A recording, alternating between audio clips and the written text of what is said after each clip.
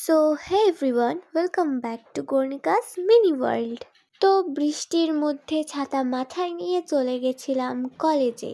তো কলেজের একটা ক্লাস করে ঝটপট আমি বেরিয়ে পড়েছিলাম, কারণ আমি যাব বর্ণিতার বাড়ি। কারণ বর্ণিতা আজকে আমাদেরকে লাঞ্চের জন্য ইনভাইট করেছিল। আর ঢুকতেই দেখি বর্ণিতা আমার জন্য ক্যামেরা অন করে দাঁড়িয়ে আছে, আর আমি সবার লাস্টে গেছিলাম। তারপর সবাই মিলে বসে বসে একটু গল্প করে নিলাম। দেন সবাই মিলে বসে গেলাম খেতে। আর এখানে প্রাচীর মুখ দেখে বোঝাই যাচ্ছে ওর কত খিদে পেয়ে গেছিল। বর্ণিতা এসে আমাদের পাঁপড় দিয়ে গেল। তো লাঞ্চে ছিল ভাত, ছোলার ডাল, ফ্রাইড রাইস আর পনির। সব কটা রান্নাই খুব সুন্দর হয়েছিল। আর শেষে ছিল চাটনি আর মিষ্টি।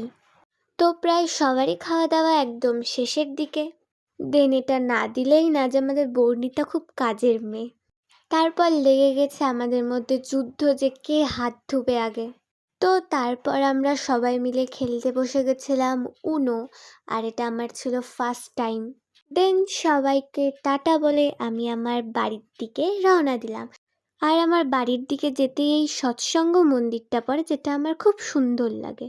তো আজকের মতো এতটাই। দেখা হচ্ছে নেক্সট কোনো মিনি ব্লগে। Tata and thanks for watching.